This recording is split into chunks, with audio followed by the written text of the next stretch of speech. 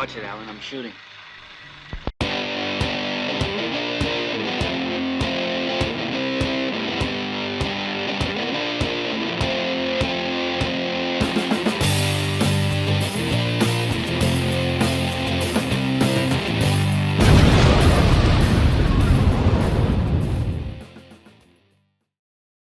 Hello once again, everybody, and welcome back to my YouTube channel.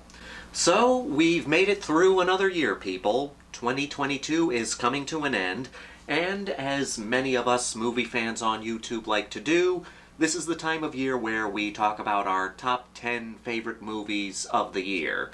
So, today, I'm going to be incredibly original and do the exact same thing, and tell you all about my top 10 favorite horror movies of 2022. This was a great year for horror, one of the best we've had in a while. Not saying we haven't gotten good horror movies in recent years, it's just we haven't gotten as many great horror movies in recent years. A lot of people have been saying that 2022 may be the best year in horror. I don't completely agree with that. Not that we didn't get great movies this year, we did, but I never think there is a best year for horror. There are great years for horror, and there are years that are very important to the horror genre because they gave us movies that were very influential to the horror genre.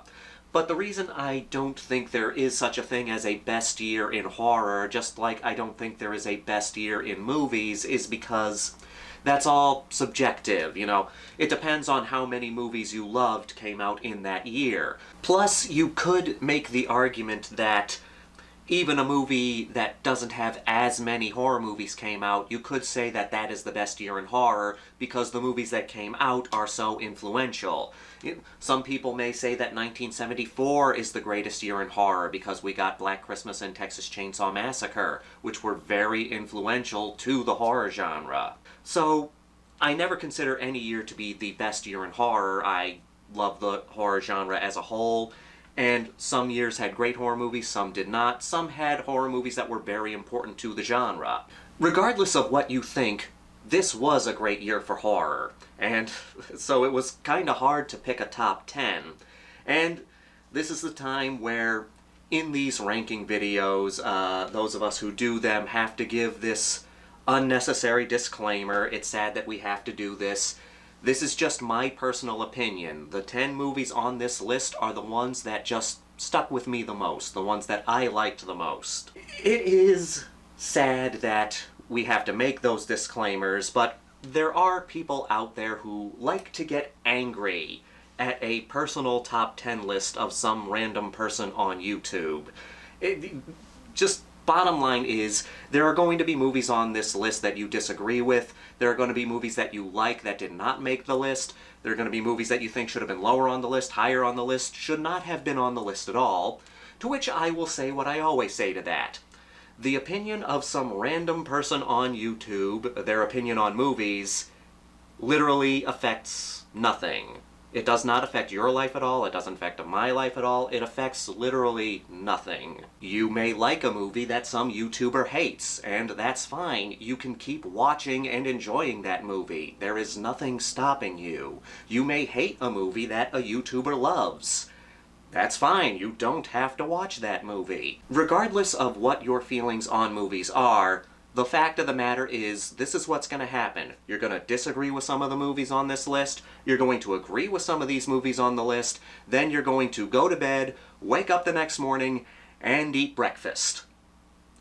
Those two things literally have the same impact on your life. Please forgive that little tangent. I just get aggravated that there are people out there who insist that there are rules on how people should enjoy movies, thus taking all the fun out of enjoying movies. There's nothing wrong with discussion, there's nothing wrong with friendly arguments. I just think there's something wrong with getting angry about someone not having a movie you like or having a movie you hate on their list. It literally affects nothing. But after that long tangent, let's get started. I'm going to begin with 4 honorable mentions before we get into the top 10. I like to do my honorable mentions a little differently. These are not movies that I loved that just missed the list. I either didn't really like the movie, but I still think it's worth checking out because other people may enjoy it, or I overall thought the movie was worth a watch for one reason or another, either because I saw potential in the idea, or I would like to support the person who made it, just because I'd like to see them make more movies in the future, even if I didn't love them. So here, let's just bang through these 4 honorable mentions. First up, we have Bones and All. This is an example of a movie that I didn't really like. It didn't really work for me, which is shocking because cannibalism is one of my favorite subject matters in horror. This is a movie about cannibalism. Basically what you have here is something that's sort of a vampire story, but instead of people needing to drink blood, they need to eat people, so it takes the vampire side of things and makes it into cannibalism. And it doesn't focus that much on the cannibalism. It focuses more on a love story between these 2 young people as they're traveling across country. I don't want to spoil too much because even though it did not work for me, I think you should still check it out and make your own decision. Bottom line is, I don't think the love story worked so much for this movie. I think it could have been done a little better. The first act I loved. Second act, it started to lose me, and then in the third act I was just kind of done with the movie because I won't spoil it here, but it pretty much got to the emotional arc of the movie, the goal of one of the characters. It got to that point, and then it continued on afterwards. It didn't feel like the movie really had anything left after that, for me at least. But again, a lot of people really enjoyed this movie, so I do think you should check it out. Even though I did not like it, you may like it. Next honorable mention is Barbarian. This was a movie that so many people loved, and there are plenty of people who liked it. Of course, there are a few people who did not like it. It's all over the place with this movie, as it is with many movies. I did really, really like this movie. I just didn't love it. The first act of this movie is fantastic. Barbarian is the annual scariest movie of the year. You know, a movie comes out and people instantly say, oh, it's the scariest movie we've seen in years, or at least since the scariest movie that was dubbed for last year. But that first act was really fucking good. That first act was legitimately creepy, legitimately scary, and it was making me nervous as I was watching it. The second and the third act are very good. They just, for me, did not live up to that first act, which is not a problem. For me, that's just a compliment of how good the first act was. I thought the second act was good, and I thought it fell apart a little in the third act, but overall, this was a legitimately good movie, and I can see a lot of people loving this. I mean, it would not surprise me if many people had it in their top 5 horror movies of the year. And next up we have Dark Glasses. This is by one of the masters of Italian horror, Dario Argento. He has had a bit of a slump for a while in terms of horror movies, and while Dark Glasses isn't a great movie, it's good. It's definitely worth a watch. It's Dario Argento doing a giallo movie again. Dark Glasses is a modern-day giallo movie, and an interesting one, too. It follows this model who was attacked by a serial killer one night when she was driving home. Basically, the guy crashed into her car, forcing her to crash into another car, which killed 2 people and blinded her. And in that car, there was a little boy who survived. She ends up being the guardian of this little boy who decides to help her out because she goes blind, and she's trying to learn how to be a blind person. And that's the best part of the movie, is watching her learning how to live as a blind person. It takes a while to get to the kills again. You have some great kills in the beginning, and it gets suspenseful in the third act. That middle part is the model getting used to being blind and developing a relationship with this little boy. That middle part I actually think is the best part of the movie. But as a horror movie, it could have been done a little better. But all in all, yes, it's not a perfect movie, it's not a great movie, but I put it in the honorable mentions just because it's nice to see Dario Argento making another good horror movie, or at least another good giallo movie. If you're a giallo fan, and if you're an Argento fan who's wanted to see something good from him for a while, Dark Glass is well worth a watch. And the final honorable mention is Halloween Ends.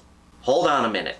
Just give me a minute before you judge me. This is a very divisive movie, as many of you know. There are people who hate this movie, there are people who like this movie, so regardless of what I say, everyone's gonna be upset with me, so hear me out before you all come at me. I thought Halloween Ends was a great movie when it wasn't trying to be a Halloween movie. I love the idea of this movie, and this is going to have some spoilers because, you know, everybody who wanted to see Halloween Ends has seen Halloween Ends. We're following this character who, when he was a little younger, accidentally killed a child, and now the town is looking at him as a killer and treating him as a killer. He becomes an outcast, even though he at least seems like a legitimately good kid who just had a bit of an accident, a tragic accident, an accident that ended in tragedy. And I love that idea. The idea is great. A person who accidentally kills somebody gets viewed as a killer by his hometown, and they keep pushing him away and pushing him away, pushing him further into being the killer that they think he is. Having him slowly drift into madness, having him succumb to evil, having some entity that is constantly pushing him to become the murderer that people think he is. That would have been a great story if it weren't in a Halloween movie. A lot of people say that Corey Cunningham invaded Michael Myers' movie, and I think it's the opposite effect. I think Michael Myers invaded Corey Cunningham's movie. There could have just been a few tweaks here if they didn't have it take place in the Halloween universe. If they had Corey Cunningham not live in Haddonfield, not date Laurie Strode's granddaughter, you could still have a relationship between him and some woman or person that suffered from trauma, and you could have some kind of entity pushing him to be evil, to be a killer, and you could toy with the fact of, is this entity real or is this entity in his head? And that would have been a great movie, but okay, they decided to make it a third part in this new Halloween trilogy, which makes the whole thing fall apart. So that's why I decided to put Halloween Ends in the honorable mention. Either it would have been great if it were an original idea that had nothing to do with Michael Myers or the Halloween franchise, or it might have been better if they actually went full force with this new idea, with this trying to do something different. But either way, some people like it, some people hate it, and I understand both sides. But enough of the honorable mentions. I know we kind of banged through those as quickly as I could. You have come here for my top 10, so let's get started with my top 10 favorite horror movies from 2022. Number 10, Christmas, Bloody Christmas.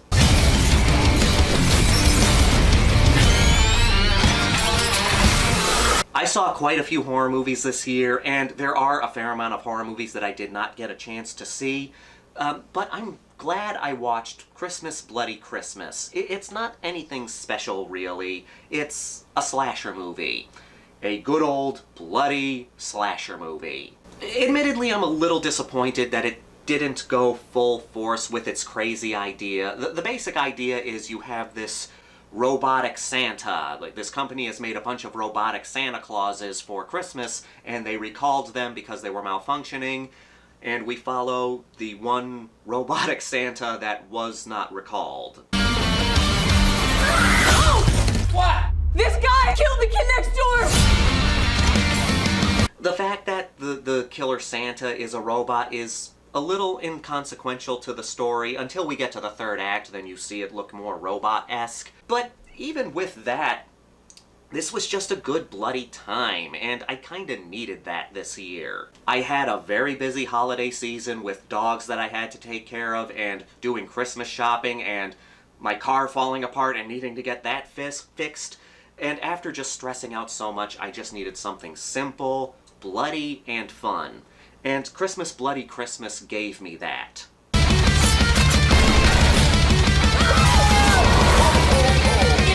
that gun? I've heard some people say that this is kind of like a Rob Zombie movie if he made his characters a little more likable, and that's actually kind of true. My main problem with Rob Zombie movies is that everybody's yelling all the time. Everybody is really unlikable, and I don't care if I see them die.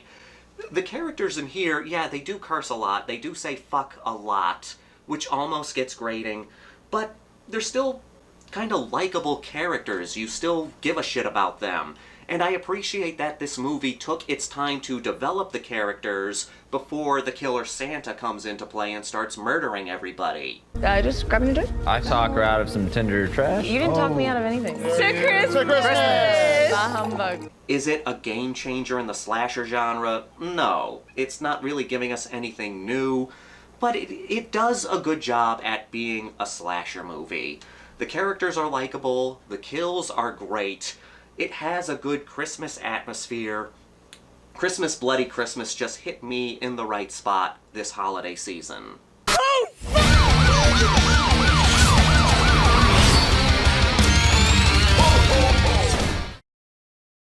Number 9, Black Phone. Hello? Don't hang up. Who are you? So, with Stranger Things being so popular, and the It Part 1 being so popular, we've gotten a lot of media, whether it be movies or television shows, that deal with kids in the 80s, dealing with some kind of horror thing.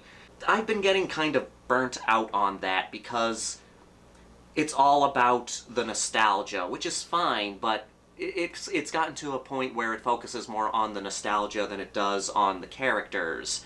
And the characters feel like, oh, these aren't characters, they're characters in the 80s, and they're forgetting to just make the characters characters. But then you have Black Phone, which truly shows how unsafe it can be to be a kid. And yes, it takes place in the 80s, but the fact that it takes place in the 80s doesn't envelop the movie. It's not all, hey, 80s, you remember the 80s? It's just telling a story that just so happens to take place in the 80s. Are those black balloons in there? Would you like to see a magic trick? I have an announcement to make. One of our students, Finney Blake, was abducted. And it's a damn good story, too. It's not a bloody movie. It doesn't have much of a body count, or at least not much of an on-screen body count. But it's legitimately suspenseful. It legitimately has some creepy moments. And it's a simple idea. You have this kid that's captured by this child serial killer that's been dubbed the Grabber. And he's locked in a basement where there's this old phone in the basement. The phone rings, he picks it up, and he can communicate with the past victims of the Grabber. There's a combination lock on the inside of the storm door. What's the combination? I carved it in the wall. And the main thing I loved about Black Phone was how well done it did its setup and payoff. It would set something up early on in the movie, and it would pay off later on in the movie. Setup and payoff. Absolutely fantastic in the Black Phone. The atmosphere was great, there was fantastic acting, the villain was fantastic, and most importantly for me, it was a movie that took place in the 80s that didn't have to constantly tell you that it took place in the 80s. Black Phone, great stuff. You remember what I told you? There's someday I have to stand up for myself. Someday is today, Finn.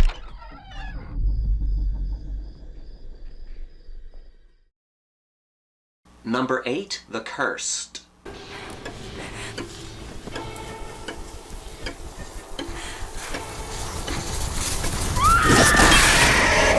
This is one of those movies that had a limited theatrical run in 2021, but didn't get much of a wide release until 2022, so I'm counting it as a 2022 movie. The Cursed has a very generic name. I wish the title was better, but this is a damn good werewolf movie. It's been a while since we've had a legitimately good werewolf movie, and I'm a werewolf fan. I've been hungry for a quality werewolf movie for a while, and this is a really good one. It's not only a werewolf movie, it's also a period piece. What's happening here?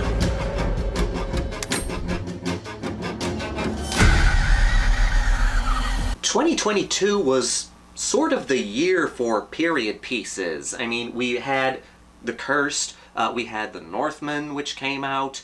You could argue that The Black Phone was a period piece taking place in the 80s, and two more movies that we will have on this list also took place in the past.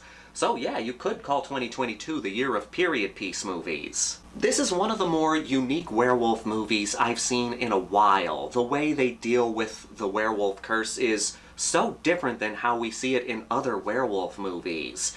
And it has that gothic horror atmosphere. The movie takes place in 19th century France, and it captures that grayness that existed in the 1900s. You wonder, did the sun even exist back in that time period? My only real problem with the movie is I wish the werewolf design was a little better.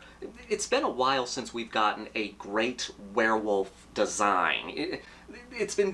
I've seen in a few modern werewolf movies, they make the creature look like a combination between a human and a werewolf. It mostly looks like a human with werewolf features, and I just wish we could get a good quality, hairy, wolf-like monster again. The monster in this is okay, it could have been better.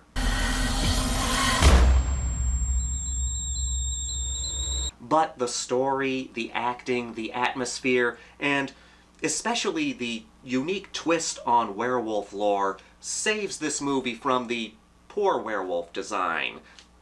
Well worth a watch. If you're a werewolf fan, I highly recommend checking out The Cursed. It's one of the better werewolf movies we've gotten in a while.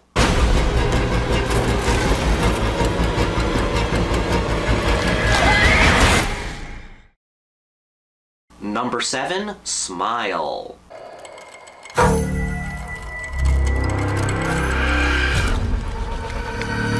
This is not the most original horror movie on this list. I understand that it has tropes from many other movies that had come out, It Follows and various other supernatural-based horror movies. I did not see Smile in theaters. I really didn't have any interest in seeing it in the theaters. I didn't really have any interest in seeing it in general. It looked just like another supernatural mystery horror movie, another Ring or It Follows kind of movie. But then I heard some people talk about it and say how it was not an original idea, but still well done, and I can still respect a movie for doing an idea that has been done before, but doing it well. I mean, look how many slasher movies we have. So many movies follow the basic slasher formula, but they still do a good job at making a legitimately good basic slasher movie. So, one day I was dog sitting at somebody's house, and it was getting dark, and I found it for free on their streaming services, so I decided to check it out. And I was in the perfect situation to watch Smile. I was alone in the house, it was dark, it was a little windy outside. You're going to die! You're going to die! You're going to die! And while I was watching it, I found myself getting legitimately creeped out. There were a few moments where things were seen in the background, and there were of course those moments where you saw someone giving a creepy smile, and I was sitting with a window behind me, and I got to the point where I felt like someone was watching me through that window, and then I did something that I had not done in a long time. I got up and I turned on the light. How does it make you feel?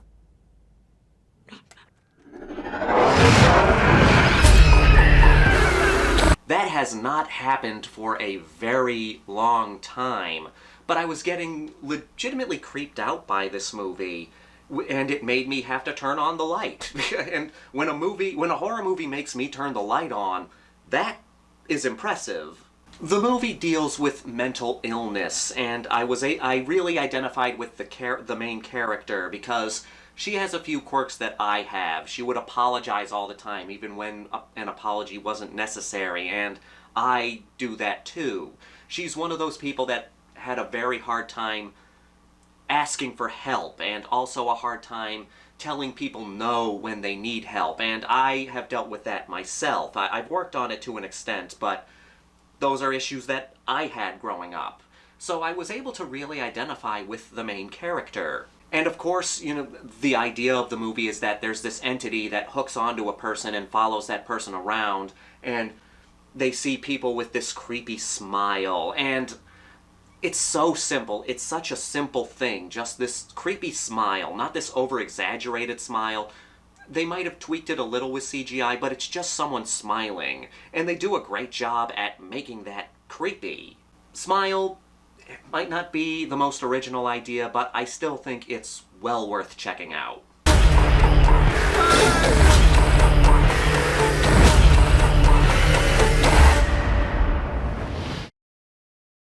Number 6, Nope.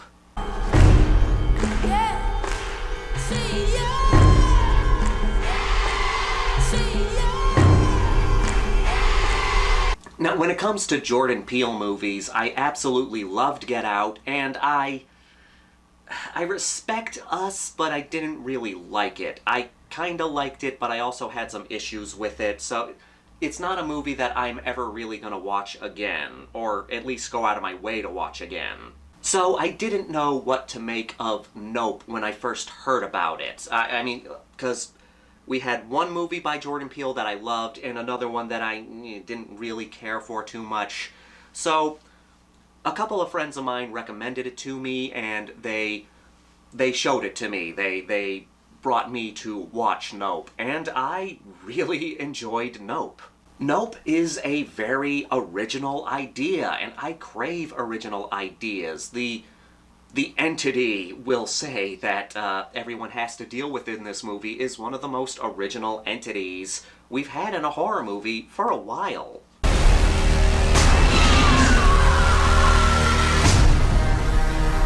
The one thing I like about Jordan Peele's movies, and Nope in particular, is it's a movie that is telling you it's smart, but it's not telling you that it's smarter than you. The movie is not trying to be smarter than you. What I really love about this movie is it treats its audience like they're smart enough to figure everything out. It's not spoon-feeding everything to you, and I really appreciate that. And as someone who works with dogs, I appreciate how this movie is basically all about dealing with animals in show business, how, you know, kind of exploiting animals for the sake of entertainment in a way, how animals are going to be unpredictable, how they're not always going to want to do what you want them to do, how an animal could just snap if it's in a highly stressful situation. I loved how it talked about that, because I deal with dogs, and I have dealt with dogs who have been in a situation where they were overly stressed out, and I had to deal with that. Not saying that anybody got hurt in the situation. It doesn't get anywhere near to the extremes that it does in Nope, but that is an important thing to know. You have to know the animal's limits. You have to be able to read the animal, and if the animal is in a situation that it can't handle, you have to get it out of there. What's a bear miracle?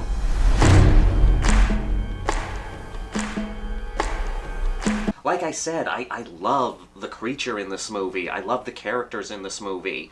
I love the pacing in this movie. There is a scene in this that I thought was legitimately horrifying. And it was so unique. It involves, I won't say what necessarily happens in it, but it involves rain and stuff falling from the sky that usually doesn't fall from the sky. For those of you who have seen it, you know what I mean. I would recommend checking it out just because it was an original idea, and for me, if we want more original ideas coming out, we need to support the original ideas that come out. Yeah, nah. Number 5, Terrifier 2. Nose. You're really weird, you know that? I believe him.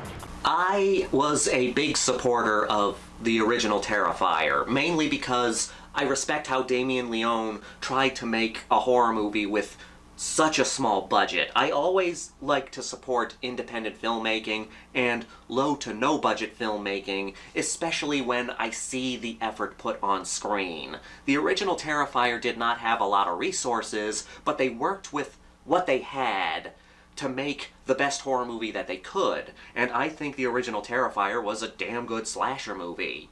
Now, because the first Terrifier was so popular, Damien Leone was able to do a crowdfunding for this movie so that he could get an even bigger budget for this movie, and it really shows. I have to say, I really respect Damien Leone because he used his budget. Whatever he had, whatever money he had, he made sure that it was on screen. He made sure that every penny went to what he was putting on screen.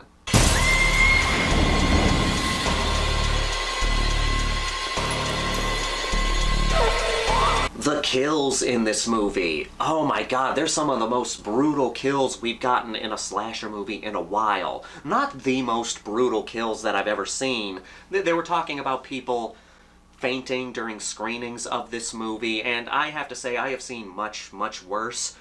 But the kills in here are still brutal. They're still very hard-hitting. There's one particular kill that is just mean. And I mean that as a compliment. It's very New York Ripper-esque, we'll say. And what I especially love about Terrifier 2 is that in the original Terrifier, Art the Clown stole the whole show. In the new Terrifier, you have the final girl, Sienna, who's a fantastic character, and you don't just have Art the Clown stealing the whole show, you have Sienna stealing it back. So you have these two great characters, a great horror movie villain, and a great protagonist stealing the scene back and forth from each other, creating this fantastic balance.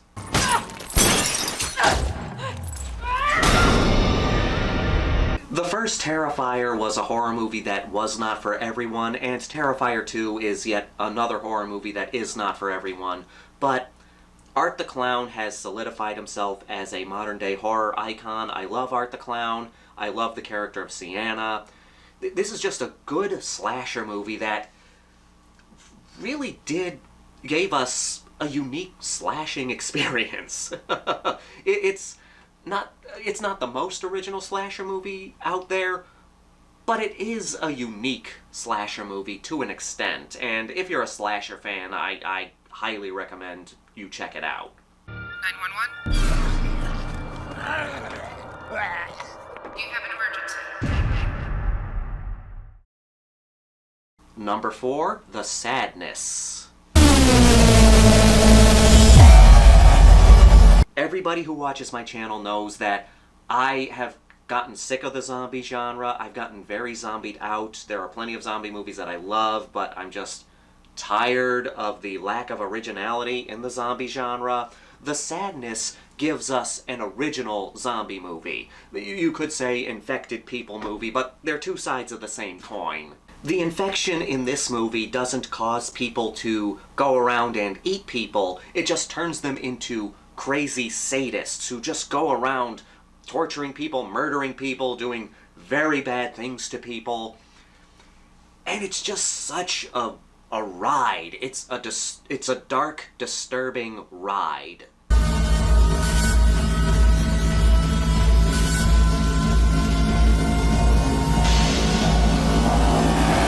There are moments where the violence is graphic, and there are moments when it knows to make the violence more suggested. Like, there are scenes where you hear people screaming in all these buildings, and you don't see what happens, but you know bad things are happening there. There's this amazing scene on a subway car where someone becomes infected and then just starts stabbing people, and it's a very, very intense scene. You have these two main characters that are very likable, this couple that gets separated, and for the entire movie they're just trying to get back to each other, having to deal with all this chaos and violence around them. And it's something to keep you grounded to the film. It gives you something to hope for while everything bad around you is happening.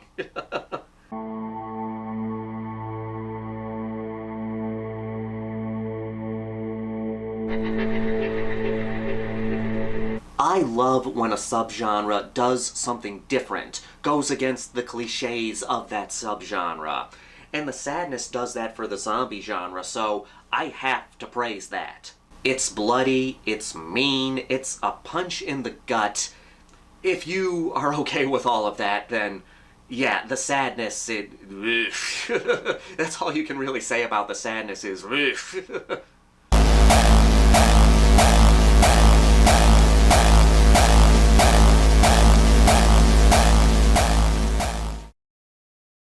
Number 3, X.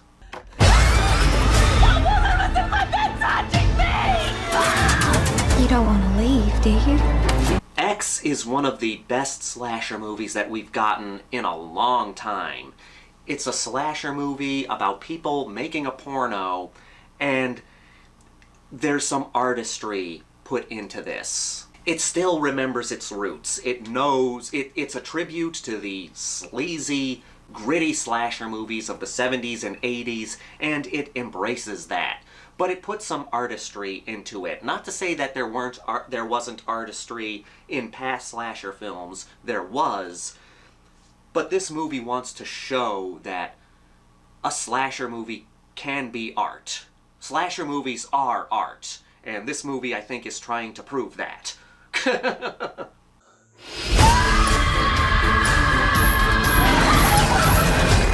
I was never a big fan of Ty West. I had nothing against the guy. He has his fan base, and he clearly earned that fan base. He made some movies that I checked out, and I enjoyed them, I just didn't love them. So, he was one of those directors who was like, okay, he makes movies, people clearly love his movies, he just hasn't won me over yet. He won me over with X. I love how the main characters in this movie, or at least those making the porno, are very open about sex and how it's okay to enjoy sex, but it doesn't make them look like bad people because of it. Yeah, okay, they are making a porno, but just because you're making a porno doesn't make you a bad person. They make them very likable people. They're very open to the fact that they like sex, and I respect this movie for that. You know why? Why? Because you got that X Factor.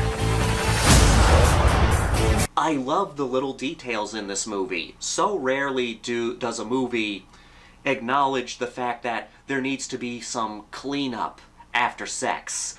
This movie acknowledges that there needs to be some cleanup after sex. But it also deals with the concept of aging, and as you get older, you become less desirable. It's said perfectly in this movie. There's a line in this movie that says, someday we're gonna be too old to fuck. And that's kind of part of the horror of this movie. And Mia Goth is slowly becoming one of my favorite scream queens, one of my favorite actresses in horror, because she plays two people in this movie and she does a great job. But of course, the thing that really won me over to loving Mia Goth is my number 2 choice. What do you think is on it? I see one goddamn fucked up horror picture.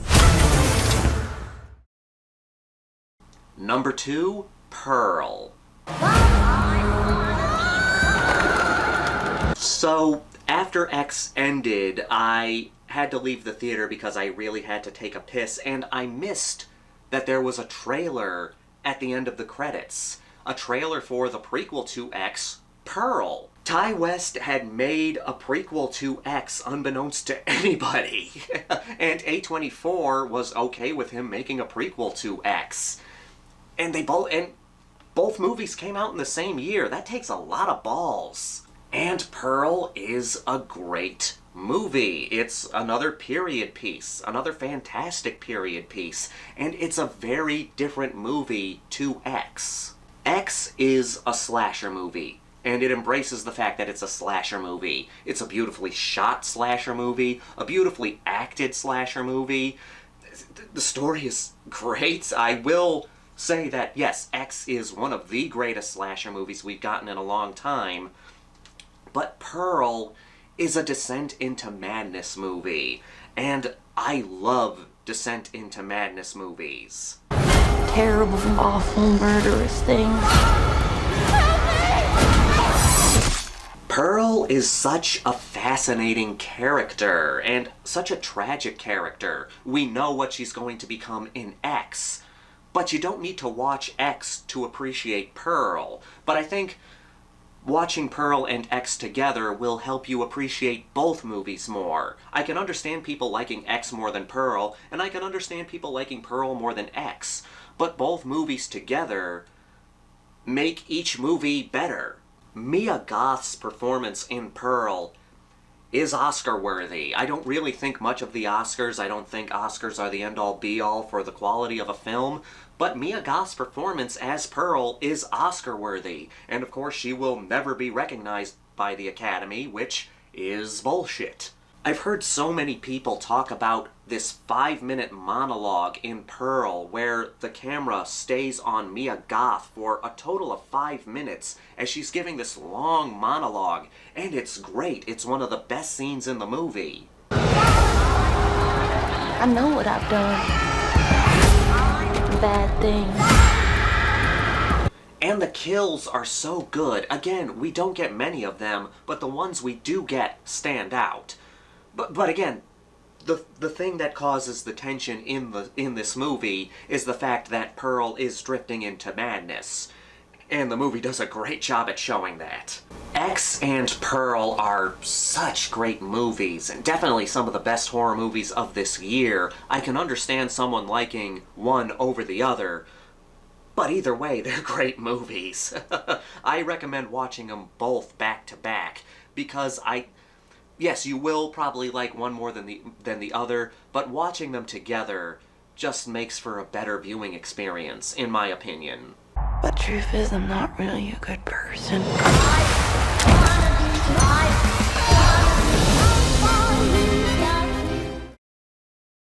Pearl was so close to being my favorite horror movie of the year.